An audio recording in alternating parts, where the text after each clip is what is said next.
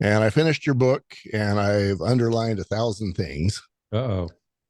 So yeah, that's possibly the most underlined book I think I've ever read. Oh man. Well, you're too nice. I bet you said that 14 other times to your other guest. Well, honestly, A, you're the first one that's written a book. B, I Oh, don't okay. read books. You don't? I listen to books. I do Yeah. Audible a lot. I've probably finished Right. 50 books on Audible, There you go. Well, but it has been a very long time. We're talking decades oh, since really? I have read a book.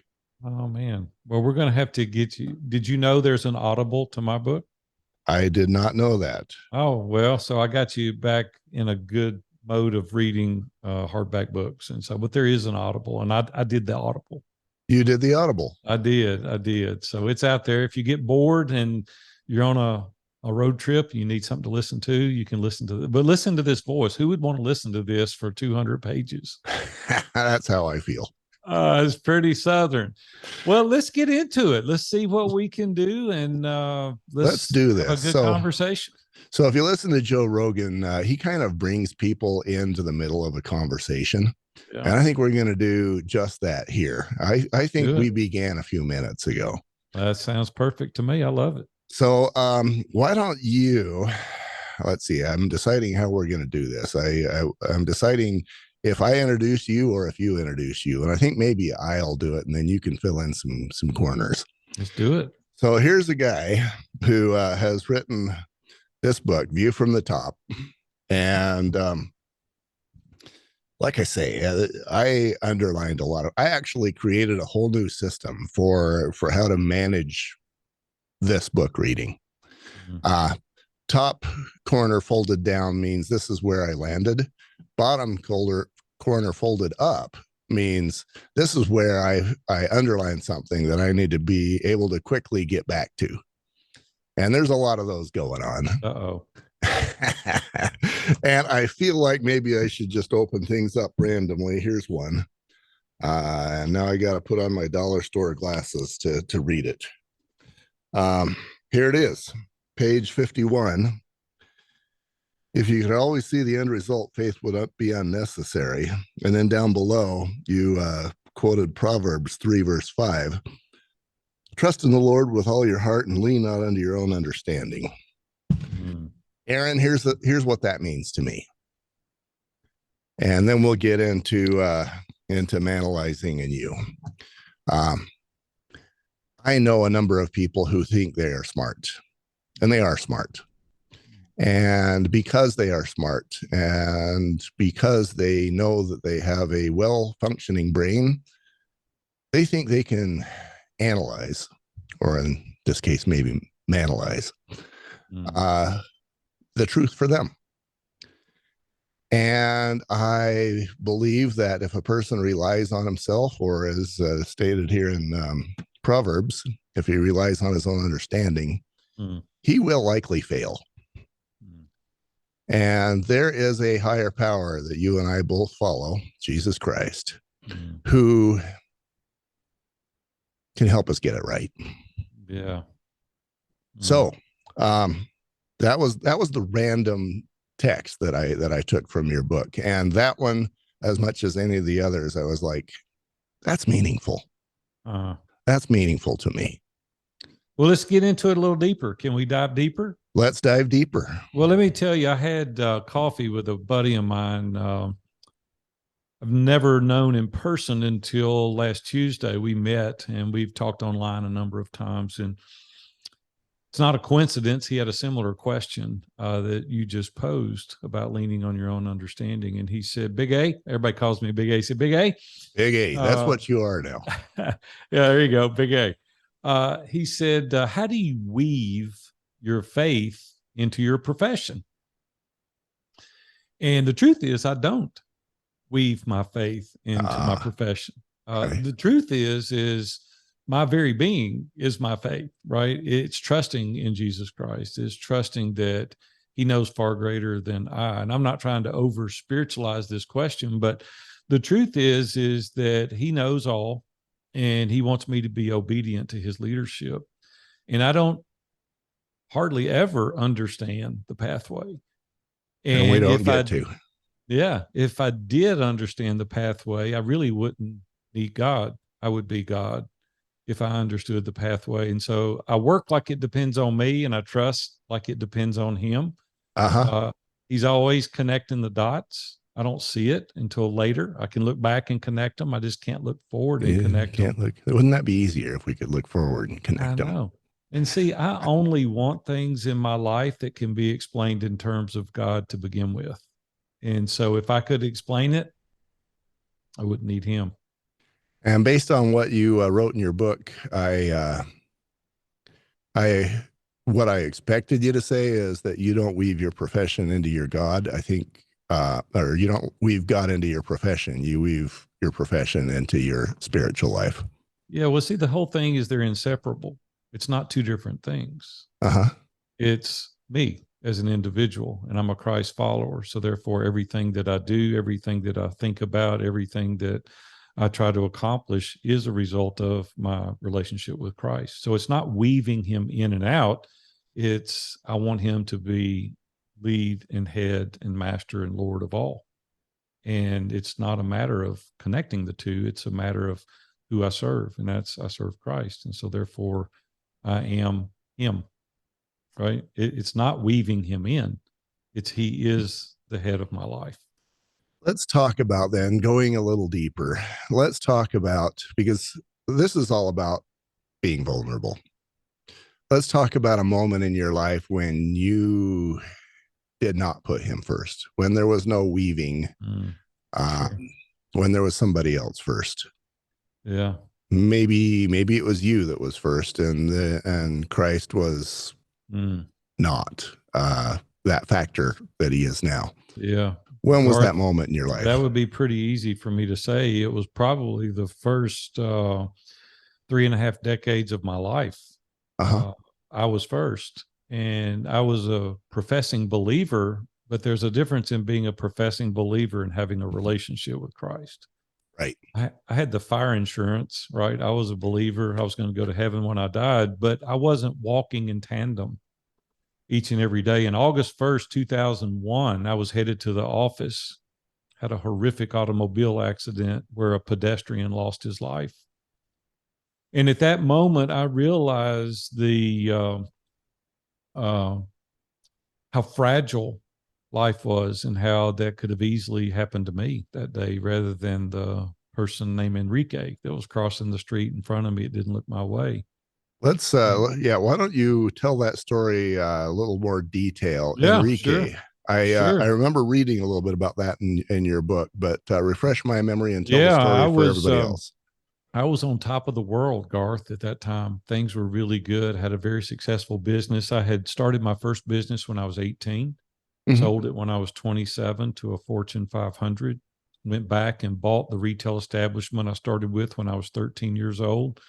We grew it about 4 times the size it was when I bought it. And so by this time, I'm 40 years old. I have two little girls, beautiful home, place on the beach. Life is good. Like I'm working 3 days a week. My partner's working the other 3 days. And I'm like, pinch me. Like my life is so good right now. And every Wednesday morning, we go to our church and we pray with our pastor for our family and for our church. I was just leaving there. It was about 7:30 in the morning. I was driving a brand new 2001 Lincoln Navigator, big candy apple red Lincoln Navigator. I've been wanting for a while, so I bought it. That'd be a hard car to miss seeing. I know, I know. Well, so I'm going down Gallatin Pike. It's a 4-lane highway with a median turning lane in the center, and I'm headed south. And gentleman crosses 2 lanes that are headed north, and he gets to the median and he stops, and his shoulders slump, and he's posturing to wait. And I'm like, okay. So I speed back up, and I'm probably going 45 to 50. I guess it's 55-mile-an-hour speed zone through there. And as soon as I get to him, there's a bus parked on the right outside lane that's on my side of the street. And I noticed that he's trying to catch the bus. You know, the way he's postured, the way the bus is stopped, I know he's going to catch the bus. So I speed back up. All this happens in like 3 seconds, you know. Right.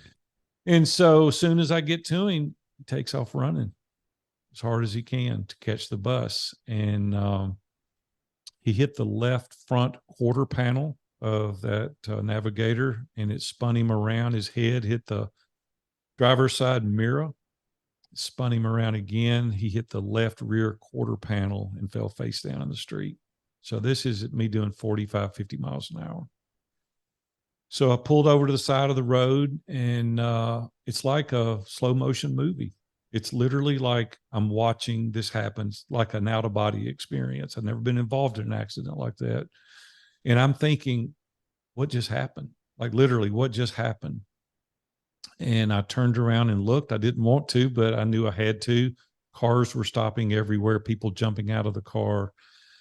And I grabbed my phone and I tried to call 911, and I couldn't dial the number. Like my hand was shaking so hard, I couldn't physically, it's shaking now telling the story. I was trying to hit the number, and finally I put my palms together so my hand would brace, and I dialed 911 and got out of the car, ran over. People were all around this gentleman, and he was motionless. And I heard these ambulances, police cars, fire department, all these ambulances started coming. And I'm like, this is so surreal. Like, this is really like happening, like to me, like right now. So the police get there and they ask who was driving the car. And I obviously told him I was. And he said, we're going to escort you back. You need to get in the patrol car. And they put me in the back seat of the patrol car. And I guess it was 45 minutes later. I don't know exactly. He had gone around and talked to all these people that had witnessed the accident. And they put him, the gentleman, on the gurney and put him in the ambulance and took him away. And he came back and got in the car. The policeman did. And he said, I need to see your driver's license and your insurance. And by this time, I was sick at my stomach. I was nauseated. And I said, is that gentleman going to be okay? He said, he's got severe head trauma and he's still alive, but he's unresponsive. And I said, where are they taking him? They said, Vanderbilt Trauma, downtown Nashville. And so he said, I've talked to everybody. Everybody said you weren't speeding. I didn't appear to you or doing anything that you shouldn't have been. And I said, I wasn't. He said, are you drinking alcohol? I don't drink. And I said, no, I wasn't drinking. He said, were you speeding? I said, not to my knowledge. I don't believe I was. And he said, well, everybody said that you were doing the right thing. And all of a sudden, this guy took off running. And I said, that's exactly what happened. So obviously, you got my name and number. And by this time, photographers had showed up, and they were setting cones up, and they were taking pictures, and the street was blocked off. And it was like something you see on TV. I mean, it was like a crime scene. And I was like, I don't even know how to respond. So I said, would you please have them to call me and let me know the outcome? Let me know how this gentleman does. They gave me his name, and I said, okay. So I got in the car and I drove to the office, and I wasn't really in a condition to work. So I went home. My wife was in Florida with our two daughters on a missions trip, and told her what happened. And my pastor came to my house. A couple of my buddies came and kind of walked me through this. And it was just gut wrenching. Well, Saturday morning, about 9:00, 9:30, the phone rang and I answered it. And they said, is this Mr. Walker? And I said, yes. And they said, this is the trauma unit at Vanderbilt Hospital in Nashville. And I said, yes. And they said, they've asked me to call you. And I said, yes. And I said, how is he? And they said, he didn't make it. And I'm like, what? And they said, he didn't make it. And I thanked them for calling, and hung up the phone. Of course, you know, it was an emotional experience, needless to say. And so I called our legal counsel and I said, this guy didn't make it. What do I do? And he said, well, whatever you do, don't call the family, because whatever you say can be used against you, and don't contact the family. Well, I thought about it for the remainder of the day, and found out who they were, looked up their number, called them friends of mine, said, how do I get this number? I got the number, and I called them. And they answered the phone, and I said, I don't even know what to say. I said, but my name's Aaron Walker, and I've had an automobile accident. And the gentleman, and his name was Enrique, said Enrique was involved in this. And the girl said, yeah, that was my dad. And I said, I had to call and pay my condolences. And my legal counsel said to not call, but I'm sorry I had to call. She said, Mr. Walker, thank you for calling. Um, Obviously, my mom is in no condition to speak with you. And I said, no, I totally get it. I just want you to know I'm sorry. And she said, thank you. And so that was it. Never heard from him again. I never saw him in person. I normally don't tell this part of the story, but I'm going to tell it because of the nature of your podcast. It's, we tell things that men don't normally want to talk about. If we fast forward 5 years, 60 months, my dad had cancer and he was in the hospital, local hospital here, and he was in ICU, intensive care. And we sat with him for several days in ICU, and the walls are glass in the ICU department. And so one day I left for lunch and I came back. And when I came back, my mom was acting really weird. And I said, what did they say? Like, why are you acting this way? And she said, oh, it's nothing. And I said, bull. I said, what happened? Like, what have they said? And she said, well, I don't really want to tell you. And I said, well, you got to tell me. I thought it was related to my dad. And she pointed through the glass wall and she said, you see that young lady? And I said, you talking about dad's nurse? And she said, yeah. And I said, yeah, she's been in here the whole time. She said, well, she was in earlier and she was telling us a story about how she lost her dad 5 years ago in an automobile accident where he was run over on Gallatin Road. And I said, what is the irony of this? And I said, did you tell her? And she said, no, I didn't have the courage to tell her that it was us. And we didn't because we didn't want her to make her feel weird. But Garth, think about this. I took her dad's life in a and she accident, saved your and dad's. she took care of my dad the last 2 weeks of his life. And yeah, and what are the chances of that? Yeah, I don't know. Let's go back to that hard moment. You'd hit him. He was in the hospital. You were wondering if he was going to survive. Then you found out he didn't. What were you doing to yourself at that moment? What were you telling yourself? Yeah, it was terrible, just to be honest. And it took a number of years to kind of work through that. I was second guessing. It was like, well, if I jumped on the interstate when I left the church and drove the interstate rather than Gallatin Road, maybe I could have avoided that accident. And a buddy of mine brought to my attention, he goes, yeah, and you may have hit a school bus and killed 50 kids. Yeah. And I'm like, there was shame, there was embarrassment, there was, I couldn't forgive myself. Right. Although I wasn't even doing anything. It wasn't even my fault. I mean, we later found out that he couldn't see. That was the reason he ran out in front of me. He had been warned. He was 77 years old. He had been warned repeatedly not to travel alone, but he decided he wanted to go to Lowe's and buy something, and he didn't want to wait. And he went, and he just didn't see me.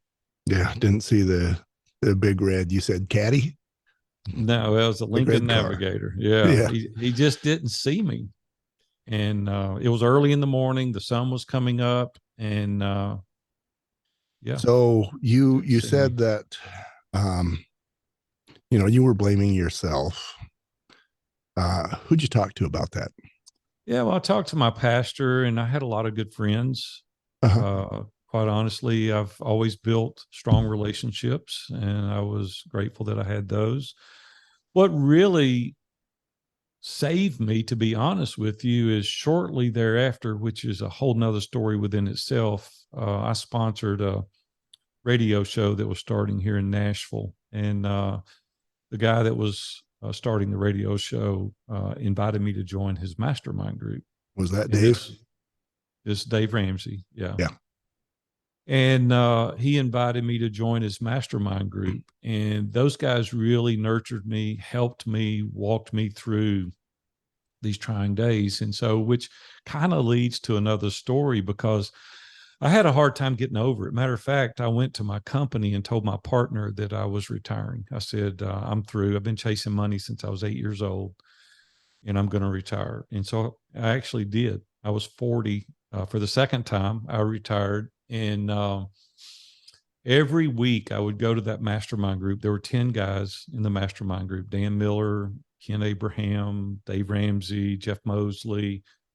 Some of those names may or may not ring a bell with any of you, but they all live here in Nashville, where I live, Nashville, Tennessee. And James Rowell was one of the members in the group. He was a Promise Keepers speaker, traveled all over the world speaking, best storyteller I've ever heard.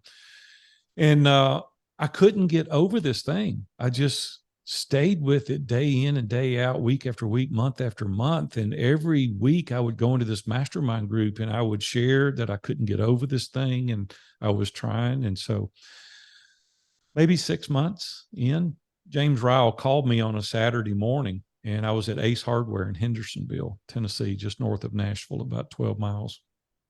And he said, "Big A, this is James Ryle." And I said, "Yeah, James." He said, "Can you hear me?" And I said, "Yeah, hold on. I'm in Ace Hardware. Let me go out to the parking lot." So I went out in the parking lot. I knew one of two things: it was going to be really bad or really good.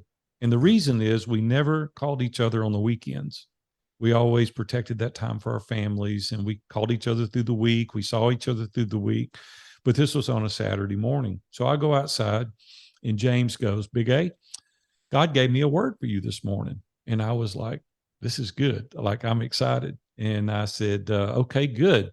He said, "Well, first, let me say that you are wearing the hell out of everybody in our group." And I started laughing. Well, he didn't. He just sat there.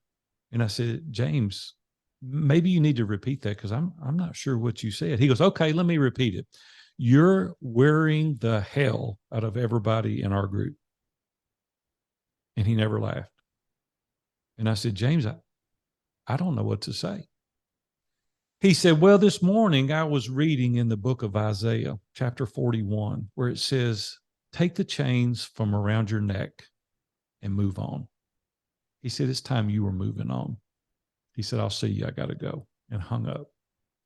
Well, Garth, I wanted to bite a nail into. I was so mad. I was so angry that he had the audacity to call me, ruin my Saturday, tell me what a bother I had been to him and the rest of the group. And I sat there trembling in that parking lot. And then it dawned on me. I said, he loves me enough to tell me the truth. The following Wednesday, I go into the group. We were meeting in Dave Ramsey's office. He's got a conference room there. I'm a big guy. I'm 6'4". I weigh 235. James Ryle is about 5'7", weighs about a buck and a half. And I walk around the counter and he looks at me and he said, "I knew you were going to smack me. I knew you were." And I leaned down and I hugged him, tears running down my eyes. And I said, "Thank you for loving me enough to tell me the truth." Isn't that funny? That's the very reason I was going to say that we need these trusted advisors in our life that love us enough to tell us the truth. Yes, it is. And at the same time, we've got to be open enough to hear it when it comes, because it's not easy to tell somebody the straight stuff. Mm-hmm. And what powerful words delivered powerfully, and he loved you enough to deliver them. Yeah. Because see, the difference is he had invested the time. He earned the right to say those difficult things to me. Uh-huh. Because he had invested month after month after month, helping me, praying for me, nurturing me along. And then one day he said, "Enough's enough. It's time for you to move on." And I think about that today. I took 5 years off. I didn't work for 5 years. I took 5 years off to kind of work through this, get my legs back under me. Mm-hmm. And I wonder where I would have been if I didn't have somebody that loved me enough to tell me the truth. You might have been, to this day, still wallowing in that sewage pit. Yeah. Yeah. If you had somebody like that, and the suicide rate for men, Mm, 3.5 to 4 times larger than for women. mm, And this is partly why I think we're good at wallowing. You mentioned that you had your pastor and you actually had these other guys that were there for you. right. Um, Imagine if you hadn't. I can't imagine. I can't imagine going through that. Like I didn't come out of my bedroom for 3 days. Like I didn't want to see anybody. See, isolation is a really terrible thing. Isolation is the enemy of excellence. And if we really want to excel in life, we've got to get out of isolation. Isolation is the enemy of excellence. I feel like I need to put that in underlines and bolds and quotes and maybe some italics. Mm, Isolation is the enemy of excellence. I'm going to remember that one. What, if you hadn't had those people that you have, and you and I both know that there's plenty of guys who have plenty of issues, whether, no matter what it is. I interviewed one guy who was a cop, and one day he came home, uh, told his wife a story about how he had rescued half a dozen toddlers, 6-year-olds, mm, from sex slavery. mm, And she responds back, sorry, that's too much. I can't hear that. I can't help you. Don't tell me about that. mm, You can't blame her. That's mm, heavy. mm, But he didn't have a pastor. He didn't have mm, other guys in his circle. mm, So his next best friend, he told me, became Jack Daniels. mm. Jack's not as good a friend as Dave Ramsey.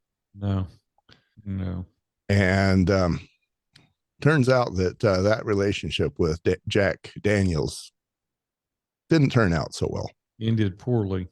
Yes. Yeah. Um, All we do is numb our sorrows rather than dealing with it. And men are notorious for putting up a facade.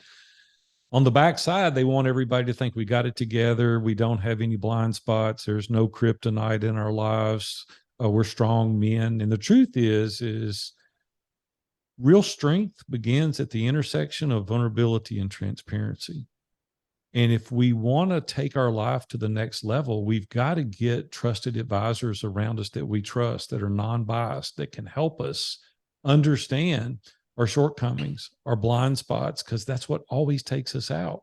And once we do that and we're vulnerable in front of that small group of people, it allows us to build in on a firm foundation. Trusted advisors. And that's probably the most important thing that I gathered from your book. And it's going to change how I do manalizing.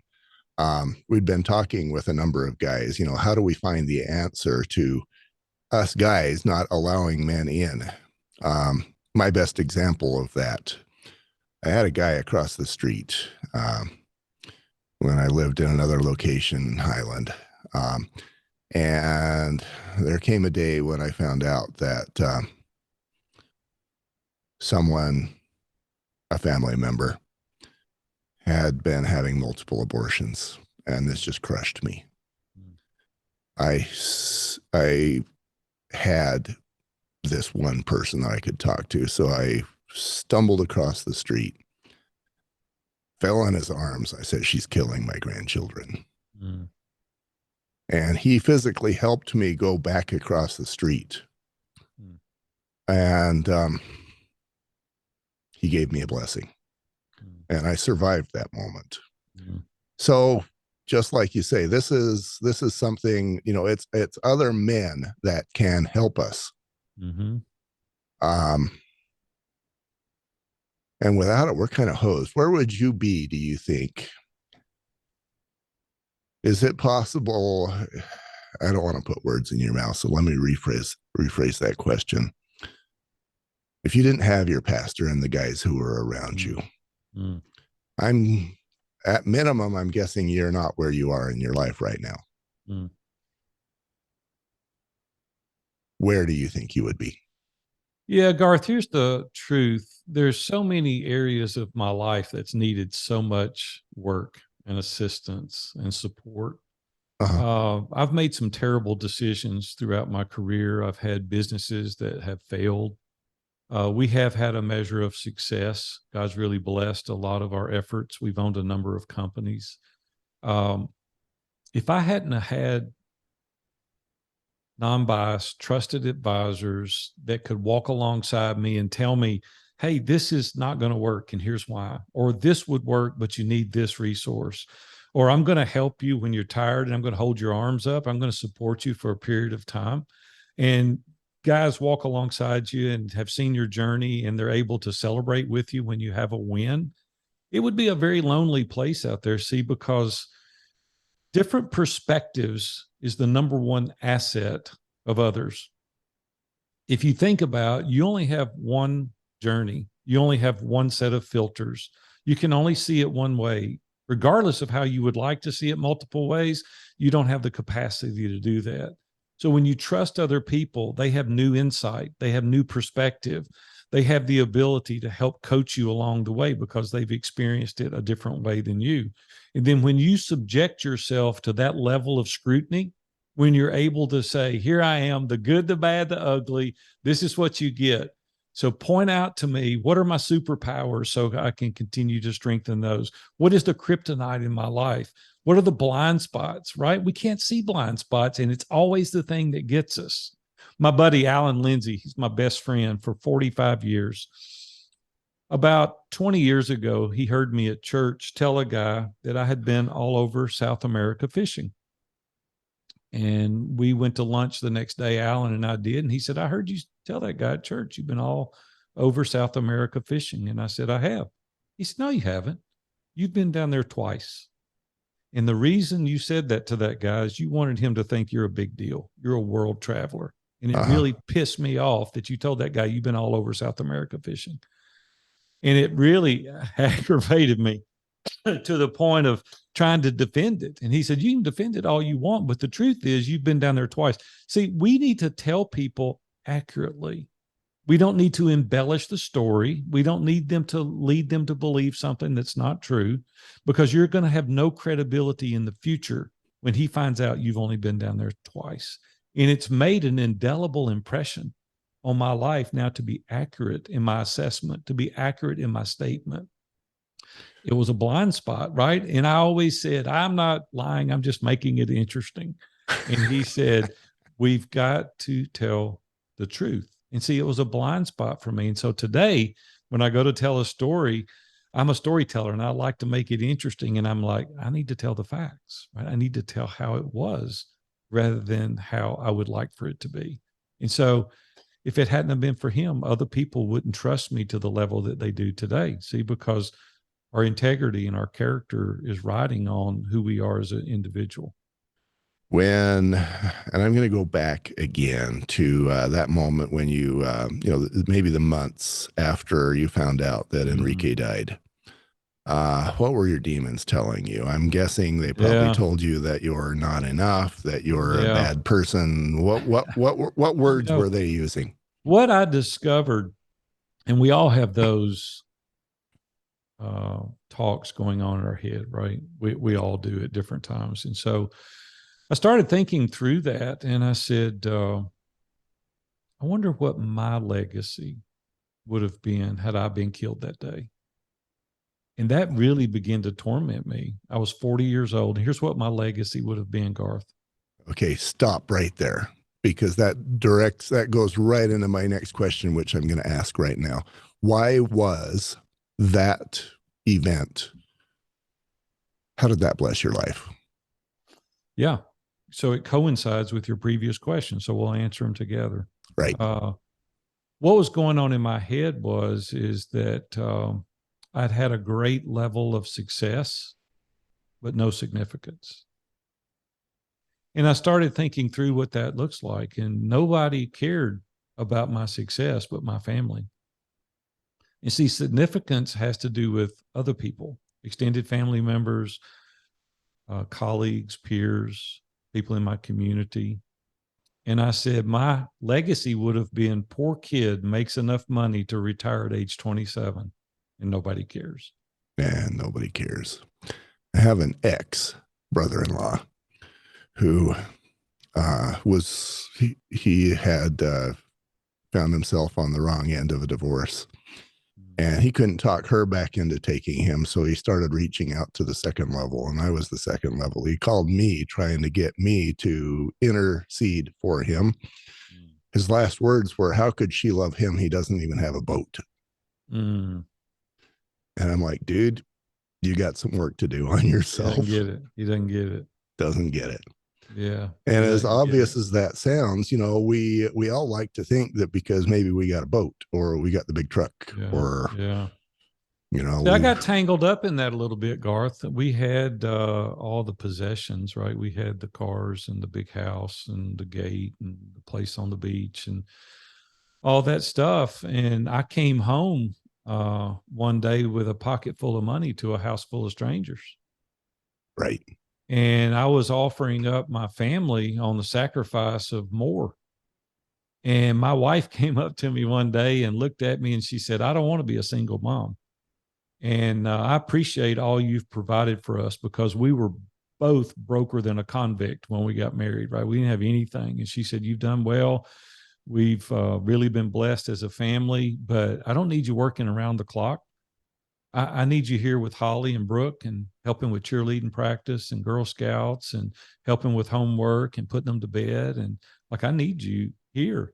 And I thought, man, my legacy still would have been, it was all about the success. It was not about the significance. Your legacy would have been he made a lot of money, and his wife is doing better now that he's gone because now she's got money and not him. Yeah. Yeah. I didn't want that. Yeah. And the other, you know, the question associated with that is how much would you sell your relationship with your kids for?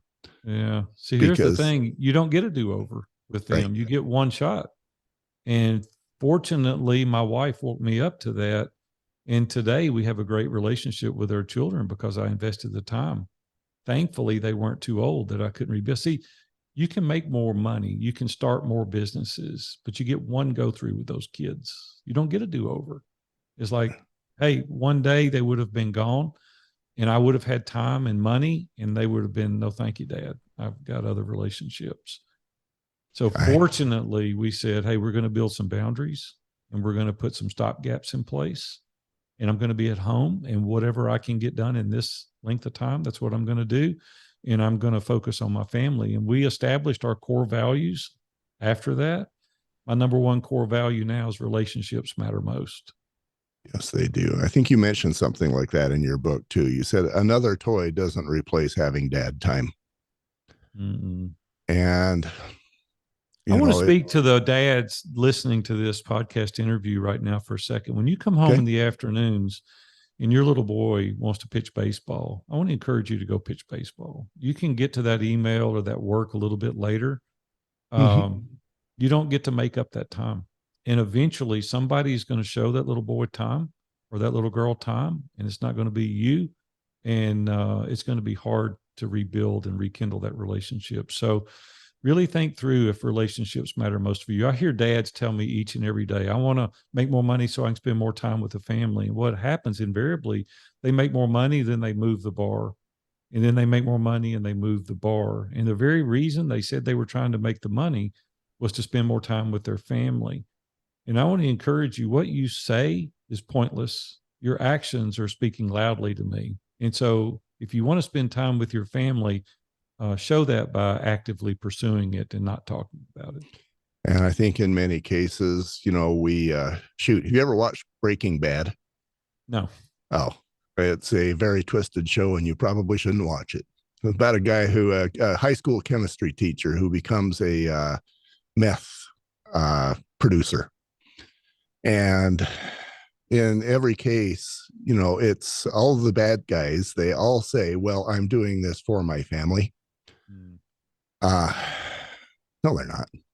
They're doing it for themselves. They're doing it because they want to have a little more money. They want that boat, and you can blame it on the family. That would be another disservice. Ryan Holiday wrote a great book called "Ego is the Enemy."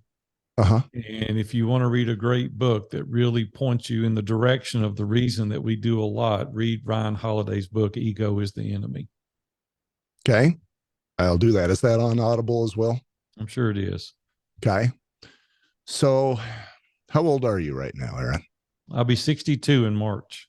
You're the magic six. Well, you'll be 62 in March. I'll be. We'll be tied for a month. Oh, there you go. I'm Who's 62. oldest? I am. Okay. Okay. I've got February. 1,000 miles more than you do. Oh, okay. There you You go. yeah. No, I'm 11 months older than you. We We got 124 years of experience between us. You realize that, don't you? that should mean something, shouldn't it? It should. Now, yeah, the ego, and you mentioned being a servant leader, and you mentioned what that means. I really think that as long as a person thinks that it's about themselves, they will fail. Always. So, the 61-year-old you now has a chance to go back and meet with the younger version of you that just hit Enrique. What are you going to tell him? Yeah, I would say try to live a successful but significant life. Do it simultaneously. My sole focus was on success. Started our first business when I didn't have anything. Literally, I was broke. I didn't have anything. We started our first business, and my sole focus was to make a lot of money. And there's nothing wrong with making money. I want to make money. I love to make money. I want you to make money. I want to, it's a tool, right? Right. Don't let it be your God. Don't let it be the only reason. And I had a big ego. I had a lot of pride. I wanted to prove to myself and others that I could do it. I have a high school education. I wanted to prove that I could be uber successful without a college degree. And I accomplished those things financially, almost at the expense of my family, the things that matter the most, the relationships. Robin and I started dating when she was 16. I was 17. We got married 2 weeks out of high school. And I wanted to prove to her, I wanted to prove to my dad, I wanted to prove to myself that I could be successful. And every milestone I hit, I would double it. I would do it again. And one day I looked up and said, the bar continues to move. It always continues to move. And so I went on a quest on this last go around. I said, God, if you'll give me an opportunity, I'll be the giver and not the taker. The irony of that is that we're far more successful financially today than we've ever been, but we're a lot more significant in the lives of others because we've started this iron sharpens iron mastermind where we're helping ordinary men become extraordinary in every area of their life. And we're helping them set the boundaries and the goals to accomplish a great amount of success, but not forget the significance piece. So I would tell that guy to really focus not just on success, but significance. Significance. And significance for you means service. Yeah, it's always about the other person when it's significant. Right. I contributing from my side, I had probably a 10-year period where I was like, greatness. What is greatness? What is greatness for me? What does it mean? How do you achieve greatness? How do you know when you're there? And it tortured me for 10 years trying to figure out, for example, greatness isn't necessarily being the world's best drummer. You can still be a great drummer and be a jerk. You can be the president of the United States and still not achieve greatness because you're still an empty jerk. Yeah. You can go into any profession and say, well, that's not greatness. And maybe the guy makes a lot of money. But what is greatness really? And so I eventually landed on what you said, is that greatness is about giving service. And in my case, I want to give as much service as I can to as many people and hopefully save some lives, hopefully improve some relationships. Garth, isn't it unfortunate that it takes a major catastrophe historically to turn the ship around? Mike Michalowicz called me recently. He's writing a new book and he wanted to interview me for this book that he's writing. And it was about people that have been through travesty and how it impacted our lives. So I want to give a little shout out to the listeners today and say, don't allow a travesty in your life to keep you from making a concerted effort at doing the right thing. Don't require that in order for you to lose the weight or get your finances in order or to make relationships matter most or to prioritize your priorities. Make a concerted effort today so that you don't have to learn that lesson, so that you can learn from Garth and myself how to avoid some of the landmines so that you don't have to go through some of the difficulties that we've gone through today. Don't think I'm above that. There's no way that I'm going to ever experience that. Those are the famous last words, you know. Don't allow yourself to go through that. Make intelligent, good decisions to do the right thing without having to experience it firsthand. And I think the way to do that is to do what you are doing. And I believe that's iron sharpens iron. It's men getting together and sharpening each other. I went through a bad marriage, and that bad marriage was because of me. There were things there were tools and talents that I should have had, easy words that I could have said that would have probably improved things. I didn't say them. So that falls on me. And there was many years of a great deal of pain that could have been avoided if somebody would have just said to me, hey, do X, Y, and Z. And is that what iron sharpens iron? It is. Yeah, it is. It's where 10 men gather together virtually every single week at the same time, and they live their life proactively instead of reactively, where you really prescribe aspirational goals in your life and the 5 key areas of your life to accomplish the things that you've really anticipated and set your mind on doing. The women actually have become our biggest advocate. They said, I don't know what you're doing to my man, but he's a different husband. He's a different dad. He's different in the workspace, is because we're helping him prioritize those priorities, helping him get things in the correct order. And we need help in order to do that, because left to our own devices, we're going to majorly make a misstep. And so even today, after 20 plus years, every week in a mastermind, I'll never be without those trusted advisors in my life. And I can attribute much of my success personally and professionally as a result of entrusting myself with these trusted advisors. So if you're listening to my voice out there today and you don't have trusted advisors, who's helping you make your decision? And I just want to encourage you today to get people around you that can help you do that. And how does somebody look into ISI? Yeah, thank you. I didn't know I was going to get that opportunity, but I'll take advantage of it. Our website is viewfromthetop.com, just like it sounds, viewfromthetop.com. There's an application there that you can fill out. No high pressure. There's no commitment from filling out the application, but it gives us an opportunity to sit down for an hour and just talk with you, see what your aspirational goals are, see how you would fit, see if it's something that would interest you to take your life to the next level. So yeah, go to viewfromthetop.com, fill out the application, and I'll be happy to have a discussion with you. You know, I think it's very clear because all of us have issues, men or women or whoever. And what I tell people is that when a woman's got an issue, she's got 30 girlfriends to go talk to. Right. When a man's got a problem, he's got nobody. And that's our own fault. Yeah. He hides and doesn't tell anybody, and then he picks up the pieces later. Yeah. And then sometimes it's Jack Daniels, and sometimes we just feel isolated. And sometimes that turns into suicide. Sometimes it turns into what's called toxic masculinity. It all comes out badly. Yeah, and don't do that. Yeah, don't do that. Just give us a call. Don't walk this journey alone. You can go faster going alone, but you can't go as far. When you have that camaraderie, you have those brothers around you that can help you. It's a game changer in every aspect of your life. In every aspect. You know, may or may not save a person's life, but it will definitely improve where you're at physically and emotionally. No question about it. From a relationship standpoint. Yeah, 100%. Aaron, you're the man. Thank you for writing the book. Thank you for who you are. Thank you for what you do. Yeah. Thank you, Garth. I enjoyed our time together. Likewise. Okay, that was awesome.